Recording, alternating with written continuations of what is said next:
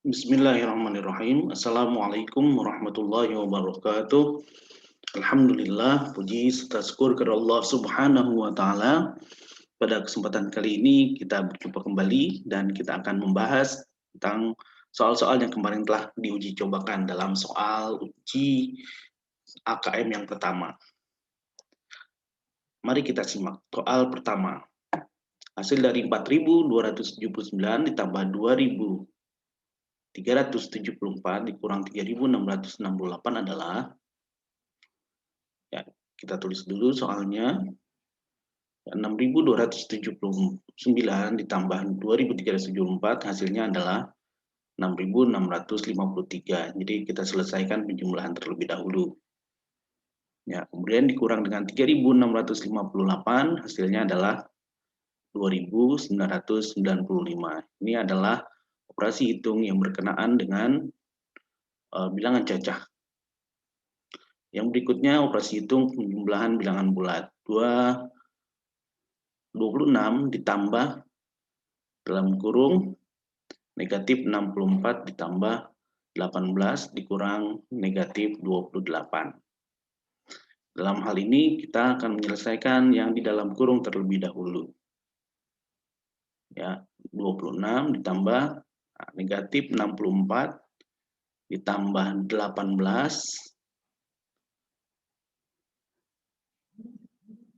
hasilnya adalah negatif 46. Kemudian dikurang negatif 28. Nah, sekarang berikutnya 26 ditambah negatif 46. Penjumlahan bertemu dengan bilangan negatif berubah menjadi pengurangan. Kemudian pengurangan bertemu dengan bilangan negatif berubah menjadi penjumlahan. Jadi hasilnya 26 kurang 46 ditambah 28.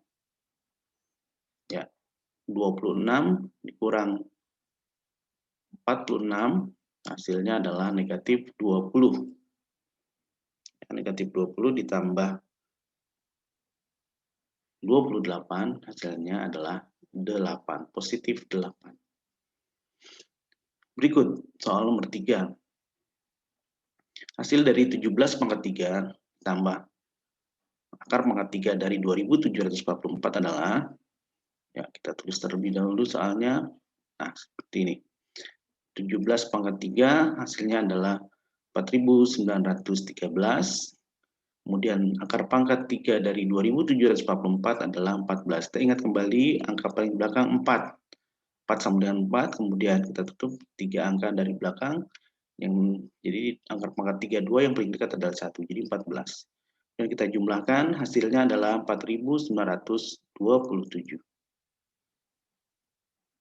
Soal yang keempat.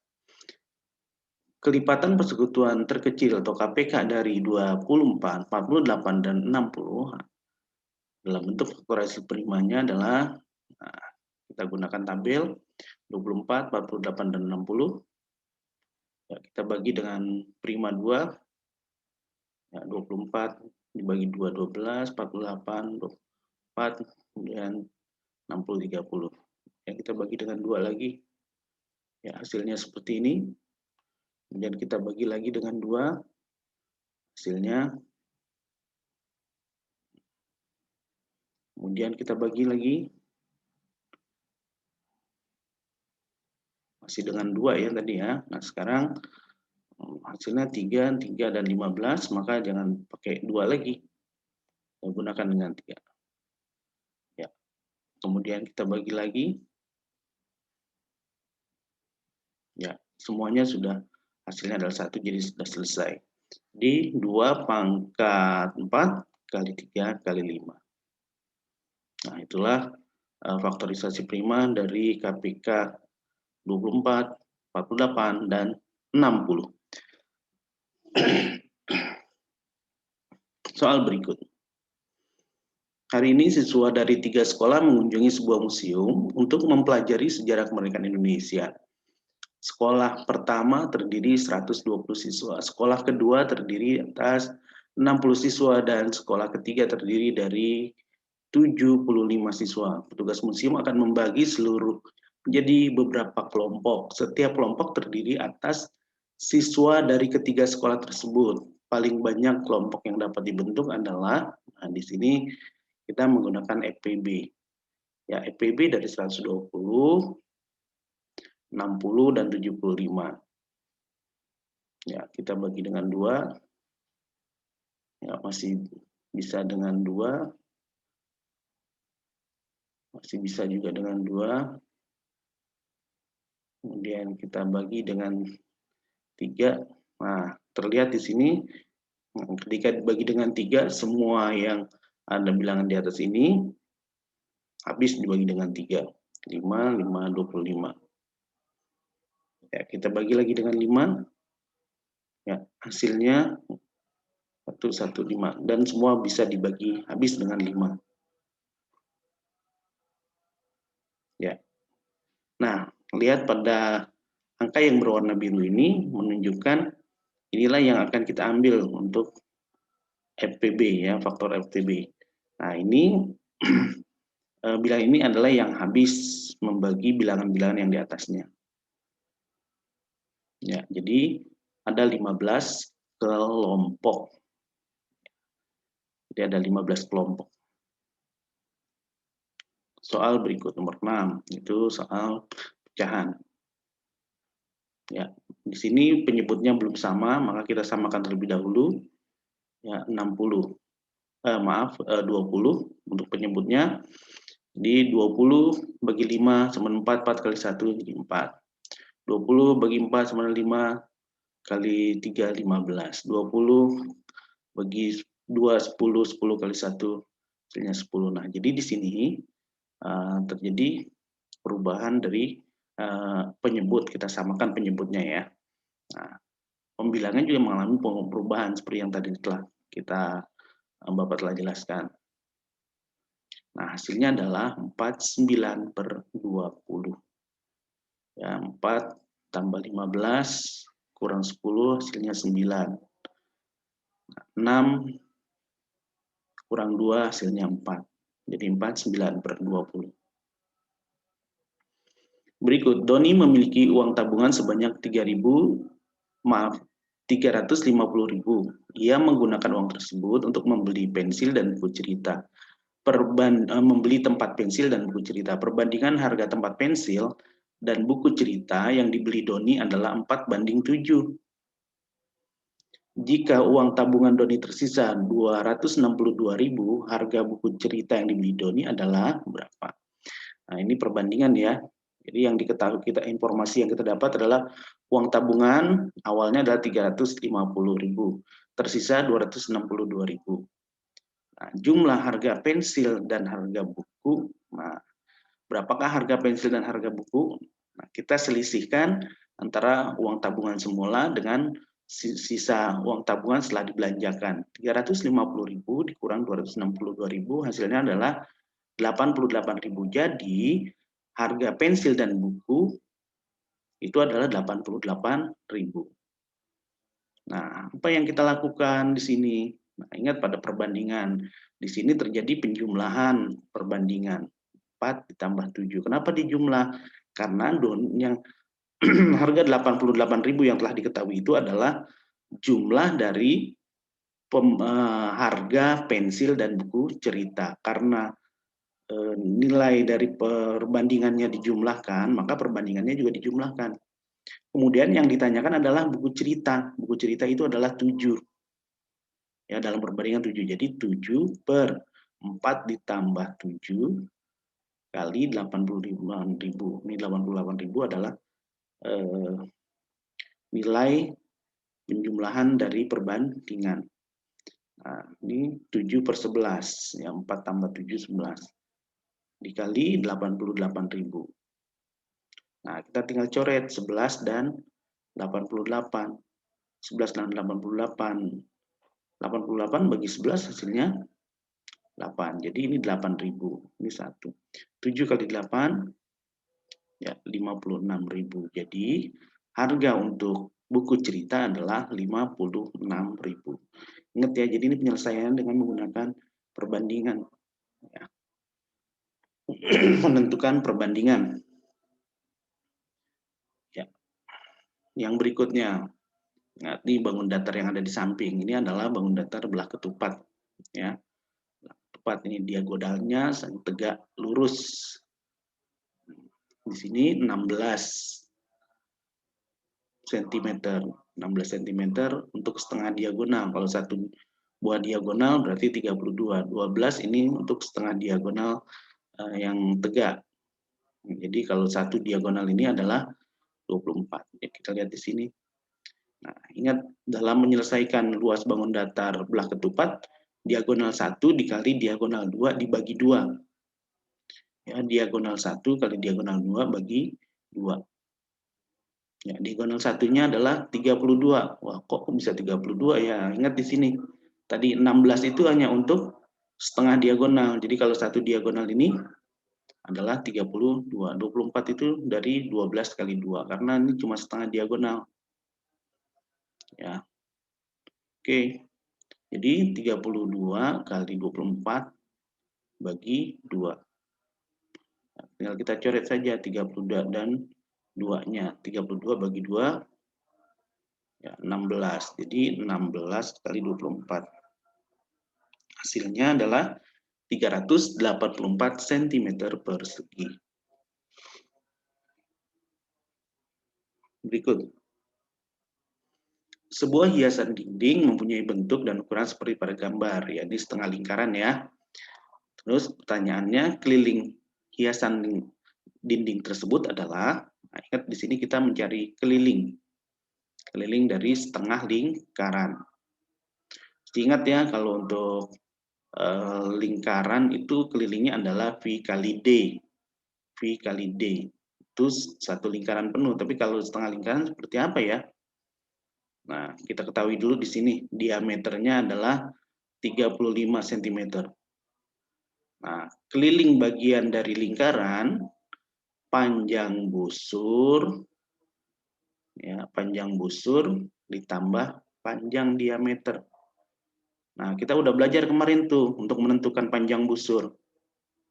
Ya, menentukan panjang busur adalah bagian dari lingkaran dikali keliling lingkaran. Ya, panjang busur. Nah, ini setengah, karena lingkarannya setengah, maka dikalikan setengah. Setengah kali 22/7 kali 35. Ya. Karena setengah lingkaran, maka jadi dikali setengah. Ini untuk menentukan panjang busur dulu. Ya, kita coret 2 dan 22-nya. Nah, 22 itu jadi 11, setelah dibagi dengan 2. 7 dengan 35, itu kita bisa bagi ya, di 5. Nah, hasilnya untuk panjang busur adalah 55 cm. Nah, ini panjang busurnya nih. Panjang busurnya 55 cm. Nah, ditambah dengan panjang diameter. Ya, jadi kelilingnya, nah ini dia. 55 ditambah 55 cm yang merupakan panjang busur ditambah diameter 35 cm. Sama dengan 90 cm. Ya, ingat ya, untuk menentukan keliling dari lingkaran, jangan lupa panjang busur ditambah panjang diameter. Soal nomor 10. Lantai ruang sebuah kantor akan dipasangi karpet. Lantai ruang tersebut berbentuk persegi panjang dengan lebar 15 meter. Panjang lantai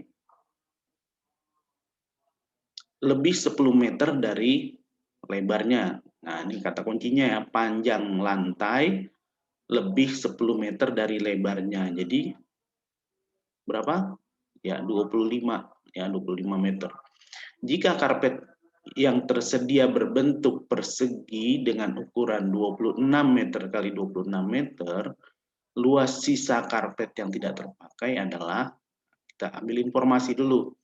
Ukuran lantai lebar 15, panjangnya yang tadi kan dikatakan 10 meter lebarnya, 10 meter lebih dari lebarnya. Panjangnya itu.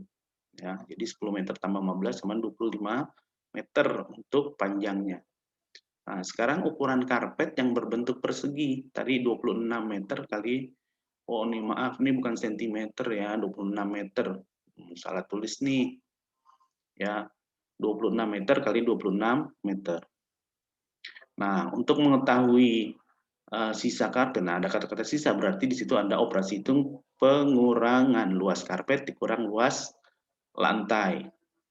Ya, karpetnya 26 pangkat 2, karena kan persegi, 26 kali 26 dikurang, nah untuk bentuk persegi panjang, luasnya adalah 25 kali 15, panjang kali lebar. Nah, hasilnya adalah 301 meter persegi. Jadi nanti 26 pangkat 2 hasilnya berapa, kemudian dikurang dengan 25 kali 15 hasilnya 301 meter persegi. Oke, soal yang berikut, nomor 11.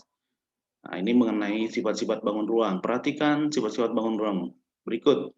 Memiliki 5 sisi dengan sisi alas dan tutup berbentuk segitiga. Kemudian mempunyai 6 titik sudut, 9 rusuk dengan rusuk-rusuk yang sejajar sama panjang. Yuk kita amati. Nah, ini ya segitiga yang sama luas, alas dan tutup. Kemudian 6 titik sudut, ya titik sudut A, B, C, D, E, F. 6. Kemudian 9 rusuk yang sama panjang yang sejajar. Ini bangun apa? Ya, betul, prisma segitiga. Jadi prisma segitiga. Ya. Lanjut. Nah, ini berkenaan dengan titik koordinat. Jadi dalam membacanya adalah dari sumbu X terlebih dahulu. Baru setelah itu sumbu titik pada sumbu Y. Nah, koordinat titik D yang tepat agar terbentuk trapesium siku-siku, ingat trapesium siku-siku, trapesium siku-siku ABCD adalah, nah di sini baru ada titik A, B, C. Kita disuruh untuk menentukan titik D di mana ya, agar nanti kalau dihubungkan akan membentuk trapesium siku-siku. Yuk kita hubungkan dulu. Nah, A ke B, sekarang B ke C. Nah, ya agar terbentuk trapesium siku-siku ini harusnya seperti ini. Ya, ada sepasang siku-siku ya. Ini siku-siku, ini siku-siku. Nah, di sini berarti pada titik mana nih? Nah, kita beri titik dulu. Nah, ini dia titiknya. Nah, ingat membaca apa namanya titik koordinat pada bidang kartesius itu dari sumbu X dulu. Nah, ini berapa? Negatif 4. Kemudian ini negatif 6 untuk sumbu Y-nya. Ingat ya, kita bacanya dari sumbu X dulu, negatif 4, negatif 6. Ya, jadi untuk titik D itu adalah negatif 4, negatif 6. Ya, soal berikut. Hasil pencerminan terhadap garis M, maaf nih belum dituliskan M di sini. Ini cerminnya. Nah, ini adalah objek aslinya.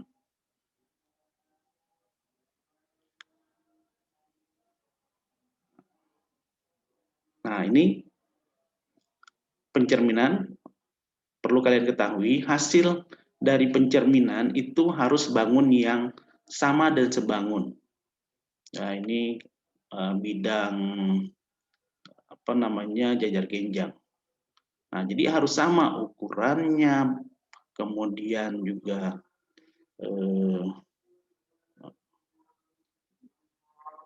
bentuknya. Jadi bentuknya harus juga jajar genjang dengan ukuran yang sama. Nah, kemudian nanti hasil dari jarak antara cermin dengan sudut pada masing-masing bidang ini itu antara jarak dengan objek aslinya itu harus sama dengan hasil pencerminannya. Nih, kalau gitu Bapak tepatkan gambarnya dulu. Nah, ini dia. Nah, ini cermin ke titik Ini harus sama jaraknya dengan hasil dari pencerminannya.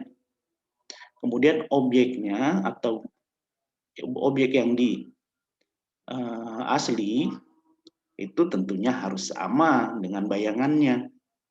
Ini bentuknya. Nah, sekarang jarak sudut yang Bapak tunjuk di sudut ini dengan cermin. Nah, itu sama jaraknya. Hasil pencerminan dengan jarak pada cermin. Jadi kuncinya itu ya. Yang pertama, hasil pencerminan harus sama dan sebangun. Kemudian jarak titik-titik sudut ataupun objek dari benda asli dengan cermin. Nah, hasil pencerminannya itu harus sama jaraknya. Ya, seperti ini. Ini sudut yang Bapak tunjuk sini dengan cermin yang di sini, jaraknya sama dengan hasil pencerminan pada titik sudut ini dengan cermin ini. Ya, jadi semacam itu ya untuk pencerminan.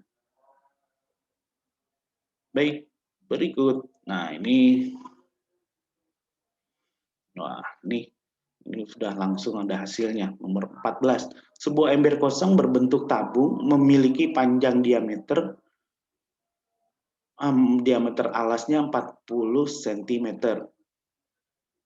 Kedalamannya 30 cm. Ember tersebut akan diisi melalui sebuah keran. Jika debit air yang mengalir dari keran adalah 1,57 liter per menit, maka waktu yang dibutuhkan untuk mengisi ember tersebut hingga penuh adalah, nah di sini adalah berkaitan dengan debit. Nah, yang diketahui adalah ember tadi berbentuk tabung, diameter alasnya adalah 40 cm. Nah, kalau kita jadikan jari-jarinya, nah kita mau ketahui jari-jarinya tinggal bagi dua aja. Jari-jarinya adalah 20 cm. Nah, ini kenapa kok dijadikan desimeter? Karena tagihannya adalah nanti mintanya liter. Nah, ingat, 1 liter itu sama dengan 1 desimeter kubik. Makanya untuk memudahkan kita langsung ganti aja. Nah, ini kenapa kok kita ganti dengan jari-jari, nggak pakai diameter? Nah, nanti ya dalam menentukan luas alas itu kan V kali R pangkat 2. Maka ini kita jadikan jari-jari. Dan ini kenapa kita jadikan desimeter? Karena tagihannya liter. 1 liter sama dengan 1 desimeter kubik. Makanya kita ubah dari sentimeter menjadi desimeter. Dari sentimeter ke desimeter itu dibagi 10. 20 bagi 10, 2. Nah, demikian juga dengan tinggi. Kedalaman ember itu kita bisa ganti dengan tinggi. Tingginya 30 cm. Kita bisa ganti menjadi desimeter dengan dibagi 10. Masih ingat nih hubungan antar satuan jarak ya, sentimeter ke desimeter. Oke, nah kemudian debit yang diketahui adalah 1,57 liter per menit. 1,57 liter per menit. Nah, kemudian untuk mengetahui nah yang mau ditanyakan kan ini waktu yang ditanyakan. Waktu yang dibutuhkan untuk mengisi ember tersebut hingga penuh adalah, nah, yang ditanyakan adalah waktu. Waktu itu adalah volume per, maaf ini ya, per debit. Ini salah tulis, volume per debit ya. Volume per debit. Jadi kita lihat segitiga debit. Untuk mengetahui volume, debit kali waktu. Untuk mengetahui waktu, volume bagi debit. Untuk mengetahui debit, volume bagi waktu. Ini ya segitiganya untuk membantu kalian memudahkan memahami. Jadi yang ditanyakan adalah waktu, maka volume dibagi debit. Ini salah tulis ya. Ini debit. Nah, nanti dalam contohnya, nah ini seperti ini. Awalnya 3,14 kali 2 desimeter kali 2 desimeter kali 3 desimeter. Nah, ini luas alasnya ya, luas alasnya yang berupa lingkaran 3,14. Kenapa kita gunakan 3,14? Karena jari-jarinya bukan kelipatan 7, makanya kita gunakan 3,14. Nah, ini dibagi debit. Nah, debitnya adalah tadi 1,57 liter per menit. Nah, ini kita bisa coret 1,57 dengan 3,14. Apabila masing-masing dibagi dengan 1,57, 1,57 bagi 1,57, 1. 3,14 dibagi 1,57 adalah 2. untuk memudahkan kita dalam melakukan operasi hitungnya.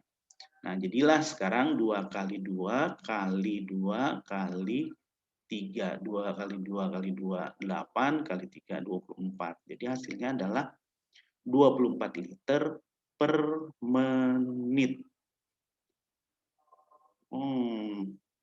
Maaf, ini karena yang ditanyakan waktu, jadi bukan 24 liter per menit. Maaf, terjadi salah ketik lagi nih. Jadi di sini adalah 24 menit.